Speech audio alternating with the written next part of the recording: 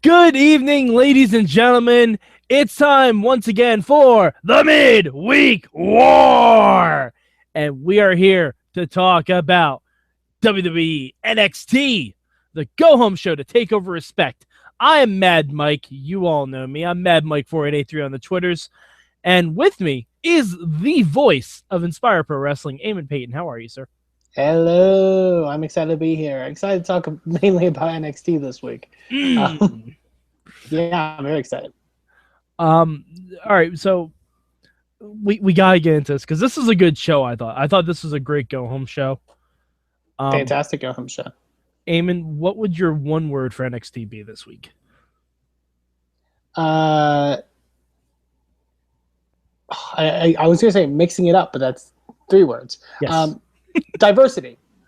Oh, okay. All right. My one word isn't exactly a word.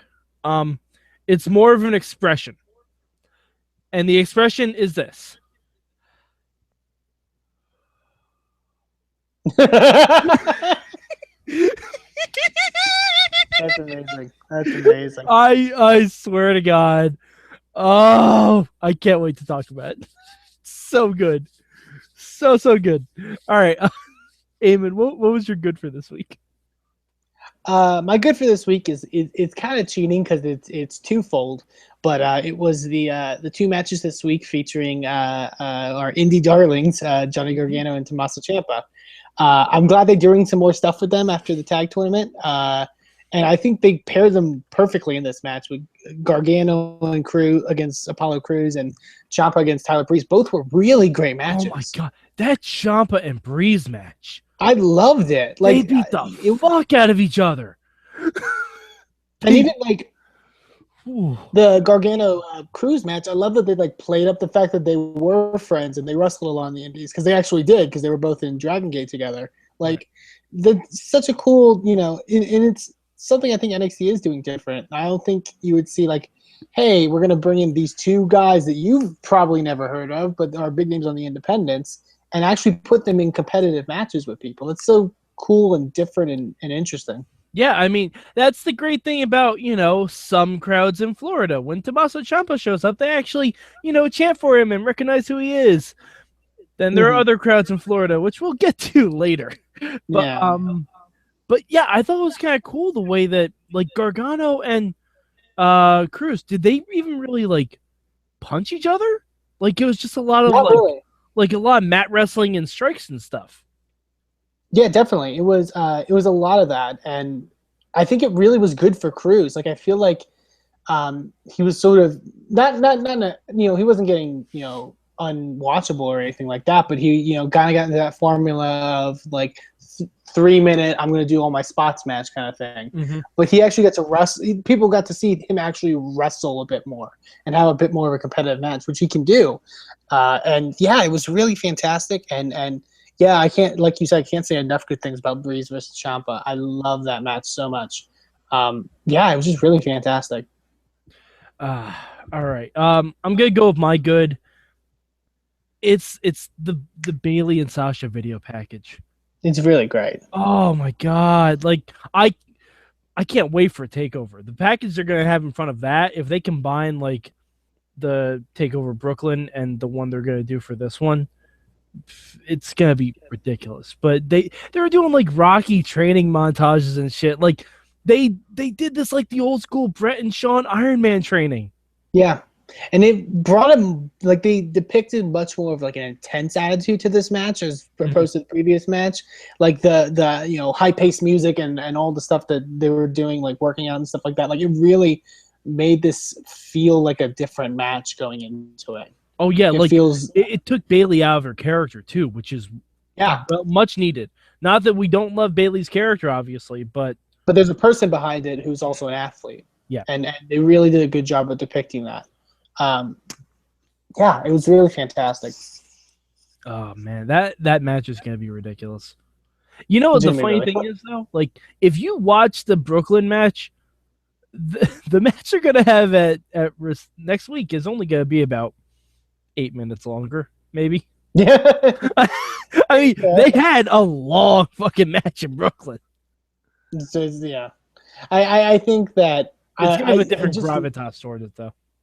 Yeah, definitely, with them being the main event and all that stuff. Yeah, I love it so much. I just really hope they don't do that reverse Bayley Kimrana again, because that was just scary. I feared for Sasha on that one. Like, I really did. Watching that live, I'm like, oh no, that doesn't look good. It was something. But yeah, I don't know what they're gonna bust out, and I'm so excited for it. I'm very excited for this. I'm very excited for Takeover in general. Mm-hmm. But yeah. All right. Well, not every show is a perfect show, obviously. Eamon, what was your bad this week? My bad this week. The fact that solely from the fact that I think Brandon Stroud mentioned this in his column. I wish the opener was longer. I wish they devoted more time to the opener. Okay. Because I think there was more time put into the obviously to the opener from the commercial break like parts, but like I wish they would have shown more of that. Yeah. Because that's such a cool match. Balor and Samoa Joe against Enzo and Cass, like, and it looked like from the ending sequence especially, like it looked really good. Like I wish I would have gotten to see more of the actual match. I want them to release the whole Dusty Rhodes Classic on like a Blu-ray. I hope they do. I would buy it. Yeah. I would buy it in a heartbeat. I would absolutely buy it. Yeah, like, that's not even a question. But not even to sort of go back to like what I had for my one word for this week. I do love the fact that they are, especially with this episode, you have people facing off with people you wouldn't really expect them to, and them meshing and going well. On like Raw and the main roster, you kind of see the same people wrestle the same people for months and months and months. And it's cool to see something different, like Joe and Balor, these two badass, top heavyweight guys against Enzo Amore and Colin Cassidy. Dude, I'm not gonna lie, I want to see a one-on-one with Balor and Cass. I think that would be baller as shit. Cass was amazing in that match, by the way. Like his strikes on, like, oh god, it was perfect. Him and Joe meshed really well together. Him and Joe, and I'm very, they're even continuing, I think, that trend onto the Takeover. Like I'm really excited for Joe and Balor against Dash and Dawson. I keep confusing because sometimes I say one of the guys' names twice. You say Dash and Wilder, yeah. I do say that sometimes. But I'm excited for that because Dash and Dawson have proven themselves. I mean, they can show they can have good matches. Like, why not put them against Joe and Balor? And same with like guys like Jordan and Gable against Baron Corbin and Rhino. Why not? Man. Give them something different. Sorry, JJ, not Jason Jordan. Yeah, JJ. Call me JJ. Call me JJ. I love that so much. Oh, so good. I need everyone to have their own personal interaction with Devin Taylor. Like their own personal thing that they do for her. What? And based off their backstage segment on the show, I really want the finals to be Jordan and Gable against Dash and Dawson. Like I really want that for some reason. Well, I think I think you really want that because they're two actual established tag teams. That is what, but I mean, I would really love Jordan Gable against Joe and Balor as well. Yeah, obviously. Yeah, I think that's the money match right there. Yeah, but like they even like I don't know why I'm really high on like Dash and Dash and Dawson now, because they're just really, I don't know. I love that the tag team division's growing in NXT. They're like a Minnesota Wrecking Crew type of team. Yeah, simple, but they're effective. They're not boring. Is the thing. Yeah, no, they're not boring, but they work over by. They're basically Jim Ross's favorite tag team. Pretty much, yeah. Well, they slow things down. They work the body parts. They'll go to a time limit draw if you need. Sorry, I was watching. Enzo and Cass is exposing the business. This is a terrible JR impression. I'm sorry. Oh God, but my favorite thing. I was gonna say, what was your bit? Well, no, my favorite thing about the Enzo and Joe and Balor and all that match is that if Enzo wasn't so enthusiastic with the pin on Joe, to where Joe was able to roll out of it, it looked like they would have won. Yeah, that's crazy.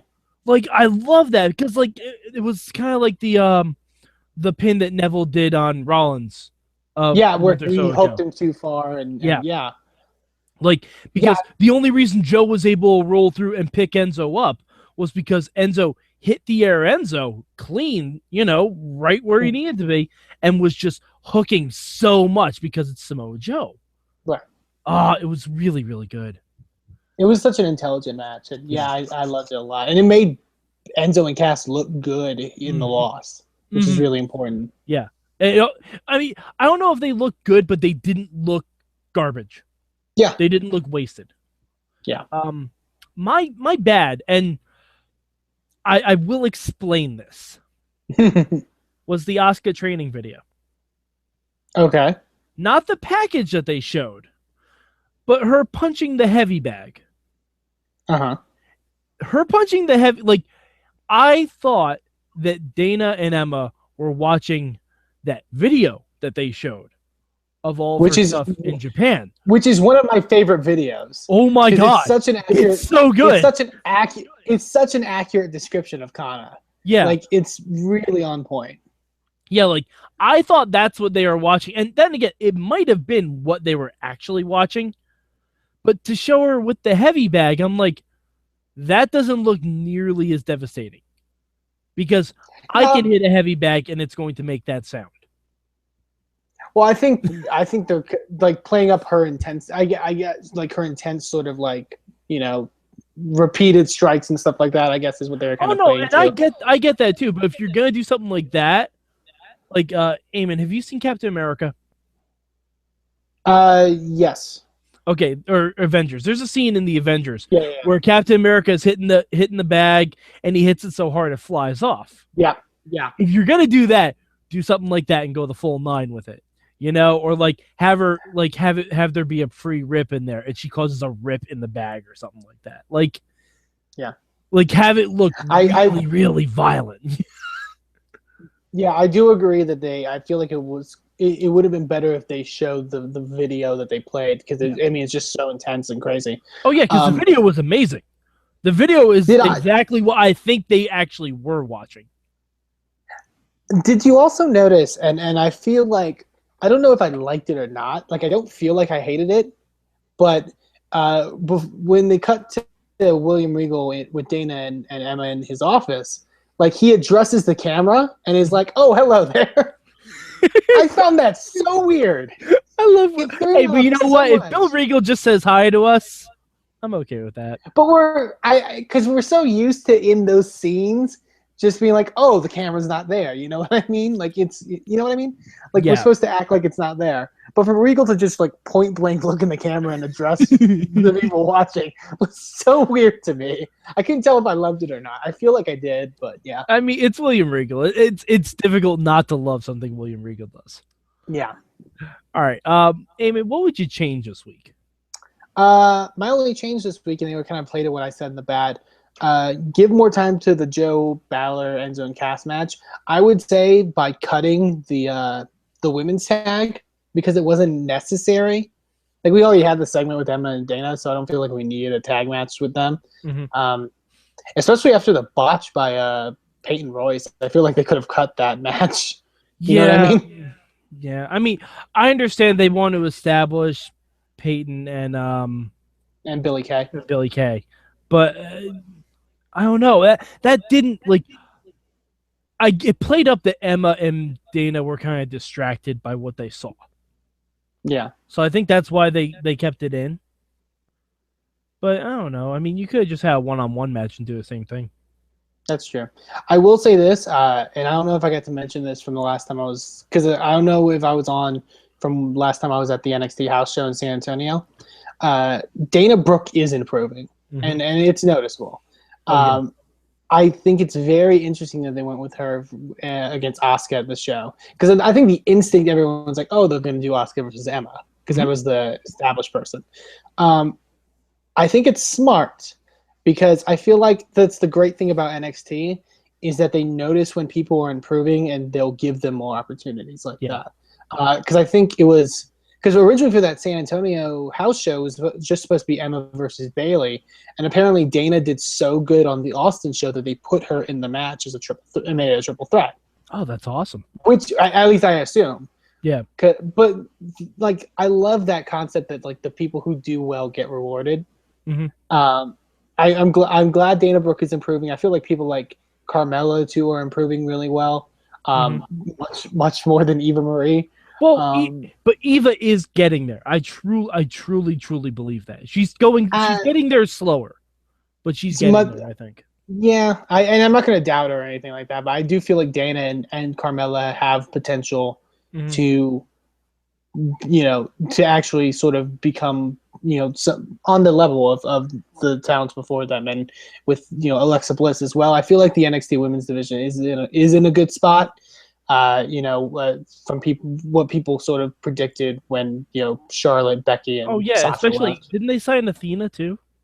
Yep. Yeah, so I mean, shit. Yeah, and they got a lot of good talent coming. So yeah, it should be really good. Yeah, it's like as soon as they got rid of the four horse, like when they got rid of like Neville and all stuff like that, and all those guys moved up, they're like, oh hey, let's just hire Tommy, Sami, Finn Balor, and Kevin Owens, and we'll just go from there. Oh yeah, and a guy named Samoa Joe, and we'll be fine. And now we're like, okay, let's do the same thing with women.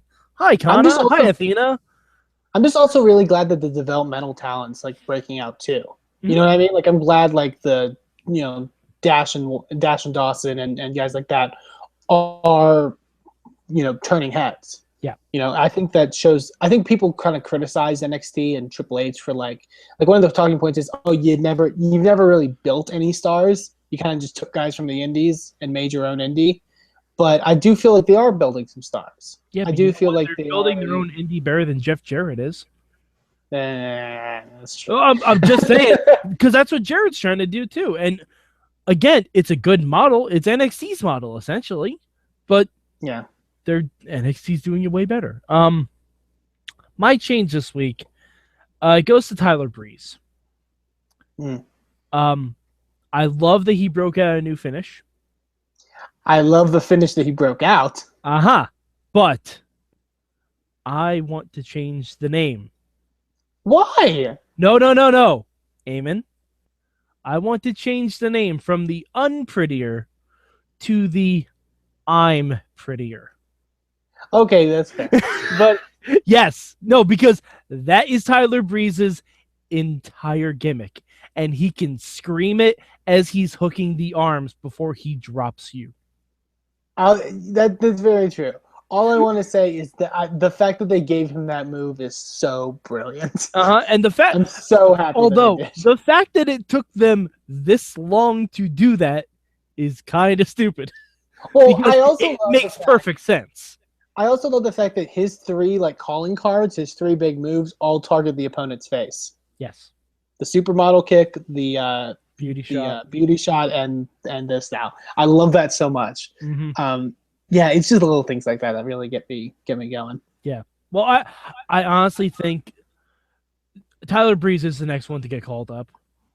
And I think him establishing the Unprettier as a move is going to be, because you can't just go up with a spinning heel kick.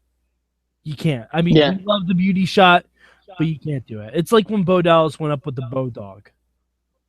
That's not going to win matches. Oh, don't you knock the Bo Dog. No, but he had to establish a secondary move.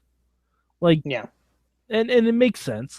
Because the other guys you see get called up, they all have either one really, really dynamite finish, or they have two or three. You know what I mean? Like Joe's got the muscle buster, he's got the rear naked choke. The guys who are ready to move up, they each have more than one thing they can go with. Yeah. But yeah, so was there anything else from NXT that we didn't really cover? Let's do predictions before we get into ranking. Yeah, that's a good way to go. Okay, so the first semifinal match we're gonna get is Joe and Balor versus Dash and Dawson. Who you got, Eamon?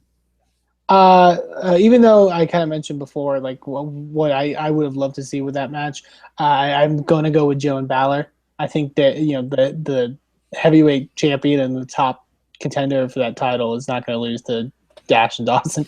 But I think it'll be a fun match. I think it'll be really great. Yeah, I'm kind of with you on that. I think Joe and Balor are going to take it, unless they pull the turn too early. If they pull it early, that's what I'm thinking. Like I feel like they can turn in the semis. You know what I mean? Mm-hmm. But I really want to see. I really want to see the finals. I have in my brain. All right, so the second semifinal matchup, we have the Bash Brothers, Corbin and Rhino, versus Jordan and Gable. Or excuse me, JJ. JJ and Gable all the way. Yes, JJ and Gable forever. No knock on Corbin and Rhino. I do have a fear that they may go with Corbin and Rhino. I hope they don't. But I like Gable and Jordan are just so good. Mm-hmm. Like they're really just so good. They need to be in that final, and they need to be with Joe and Balor. Yeah, I think they're going with JJ and Gable. They're putting a lot behind them. They're like, because Chad Gable is like the new wave Kurt Angle. He even said, "I've competed in the Olympics." Like, he's actively putting that out there that, hey, I'm giving off a very Kurt Angle vibe. Mm-hmm. And it just so happens Jason Jordan kind of gives off a Shelton Benjamin vibe. Very true. I mean, and it works. It absolutely works. Yeah, I mean, I'm totally down with it. All right. So the finals. Who do you think is winning the Dusty Classic? God, I really, if we're going with who we picked for the semis, I really think it's Jordan Gable.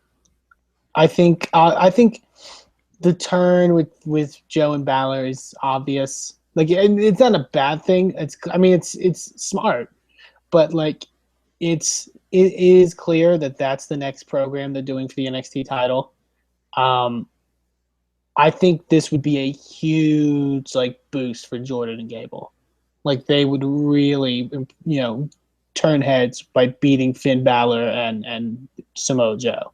Like, I think they can do it because they're the established tag team. They have been killing it, obviously. I think a win by them would be great. It would put them immediately into tag title contention. I think it's the way to go. Yeah, I'm kind of in agreement with you on that. The only way I could see them not winning is if Dash and Dawson run the table. Because I could see Joe turning, in a match where they're against heels. You know what I mean? Like, I could see, because if you have them turn in the finals, it kind of sullies the final match. Yeah. Depending on how you do it. You gotta, unless maybe they don't make a big blow up or something like that, but you can tell there's tension and they build that tension in the weeks to come or something. That'd be a way to do it and kind of still have the final tournament match keep its special feeling. Mm-hmm. I think there's ways to do it. But yeah, my vote's for Jordan and Gable. Okay. So now let's move to Dana Brooke versus Asuka. I think we both have the same prediction here. It is in the contention for one of the most interesting matches on this takeover. I am very intrigued by this match on how it will go. You know what I mean? I'm very invested into seeing how it will go. All right, we'll predict a winner, and then I have a subsequent prediction for us. Okay. Okay. So who do you think's gonna win? I think it's they'd be dumb not to give the win to Asuka. She's the new person being brought in. Obviously, they want to show what she can do. I think that's the clear way to go. Do you think maybe Nia Jax causes Asuka to lose? Possibly.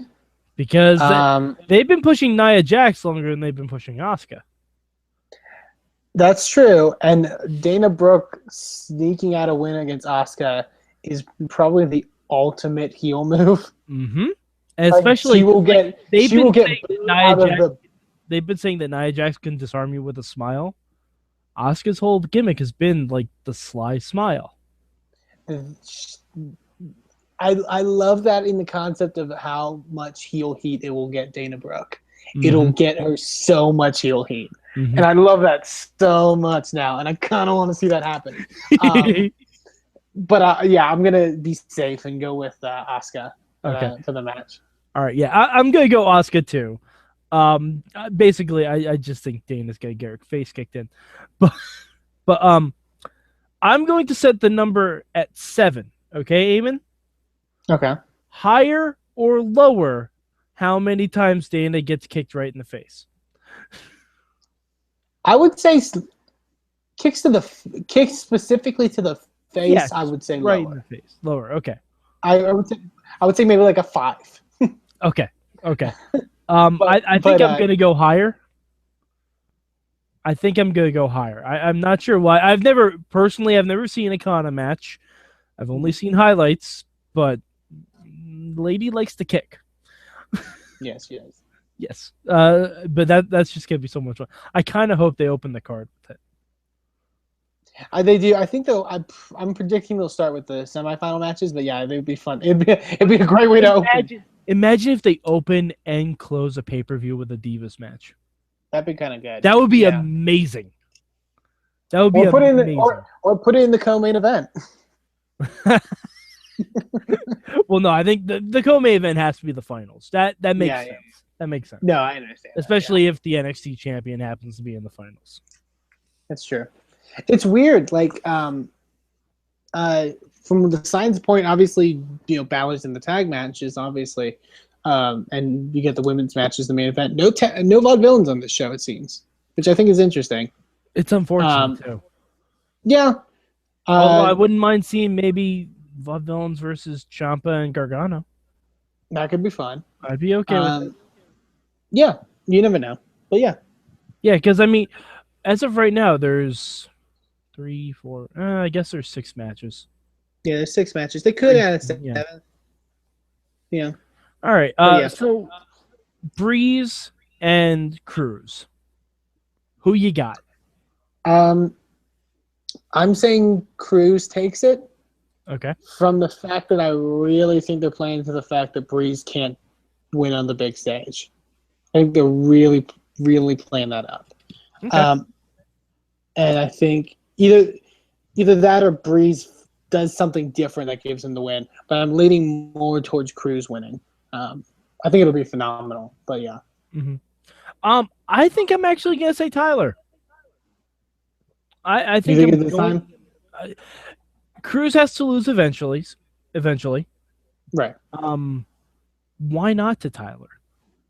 Because if he beats Tyler, the only person he's going to lose to theoretically are maybe Corbin, Joe, Balor.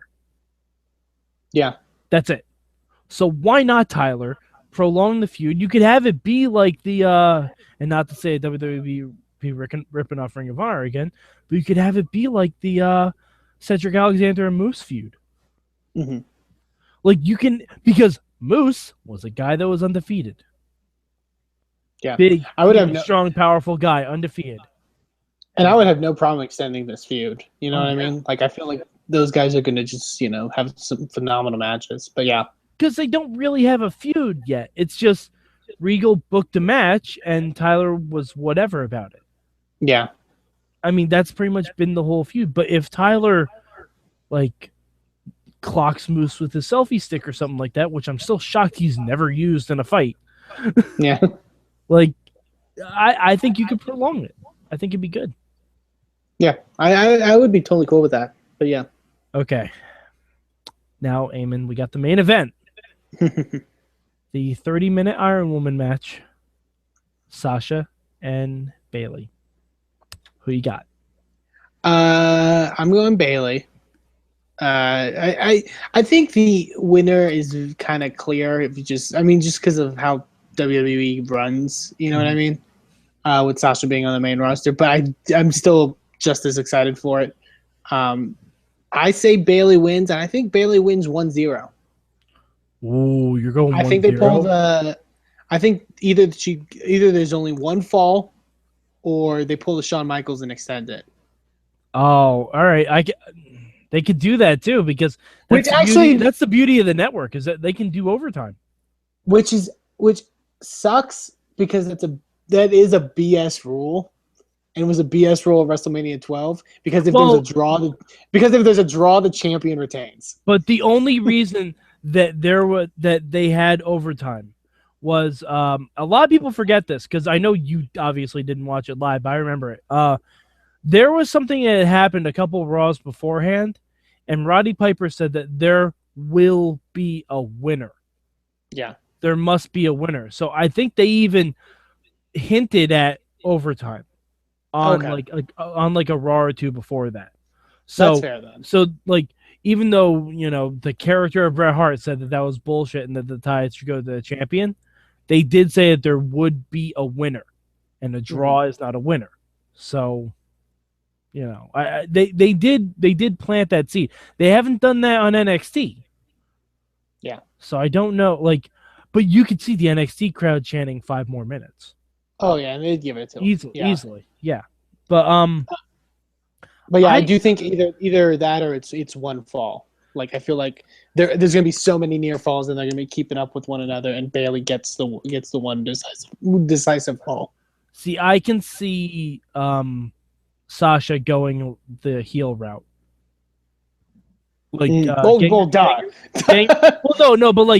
getting herself disqualified to lose a fall. Oh, the Brock Lesnar route. The Brock Lesnar route, the John Morrison route, the Triple H route, like that is my favorite. I'm sorry, that is my favorite like Iron Man trick ever. I remember watching the Brock Lesnar Kurt Angle Iron Man match live, not live, but like when it first aired, and it was so good. I love that so much. Like Brock, for those that haven't seen it, Brock like beats the hell out of Kurt Angle and gets disqualified like 2 or 3 times by hitting him with a steel chair, but he knows that he can just make the falls up because he's hurt Kurt so much. It's so good. And for a more recent version of that, the All Night Long match with Johnny Mundo and Prince Puma. Mundo did the same thing. He beat the shit out of Puma, and then he came back and went up like 4 falls to none or something like that. And that, like, if they pull off something like that, where Sasha gets like 4 falls in a minute, or in like the first 10 minutes or whatever, that would be amazing to see Bayley try and come back for that. Because Sasha said she wants to beat Bayley over and over and over and over again. So I could definitely see them kind of doing an homage to Lucha in that regard. Yeah. Either way, I'm excited for the match. It's going to be so fun. I really love this takeover. Like, it's not like the big match. So, like, obviously, it's not the big match feel like Brooklyn, but it's like it's not. Yeah, it's not like Brooklyn. It's not like the ones where it's like, holy shit, Sami Zayn, Adrian Neville, or you know, Owens Neville or Owens Zayn or whatever. But it still feels cool and big and exciting. I love that this is the first Iron Man match in NXT too. Yeah, like and it's Bayley and Sasha. I love everything about this takeover coming up. So yeah, it's gonna be so good. It's gonna be so good. All right, so Eamon, this NXT, where would you rank it this week on the midweek war? NXT is my number 1 this week. Really phenomenal go home show. Great matches. The match quality was great. They only had 4 matches on the show, but they were all good. They didn't do the squash matches this week. Yeah. They didn't do squashes this week, which I know a lot of people who have been complaining about NXT. They're like, why all the squashes? And sometimes you need to do that to get people on the show, but this show was good. Everyone looked good. And even though the one botch or whatever in the women's match, like the match was still good. Like I loved a lot of it. Yeah, it was really, really fun. It was a fun hour. Yeah. Alrighty. NXT is my number 1 this week too. Just solid storyline progression throughout, solid wrestling. Again, like there was that one botch, but you don't even really remember it at that point. If you haven't seen that Breeze vs. Ciampa match, watch it. You gotta watch that match. That was my favorite match of the week. Like that. Well, funny enough, I think my other favorite match of the week also involved Tommaso Ciampa. Wait, what? What? What a difference 5.5 weeks of taping make. Oh, big difference. Someone started slumming it, or in Orlando. All right. So, Eamon, as we wrap this up, where can the people of the internet find you? They can find me on Twitter at Eamon2Please. That's Eamon the number 2, please.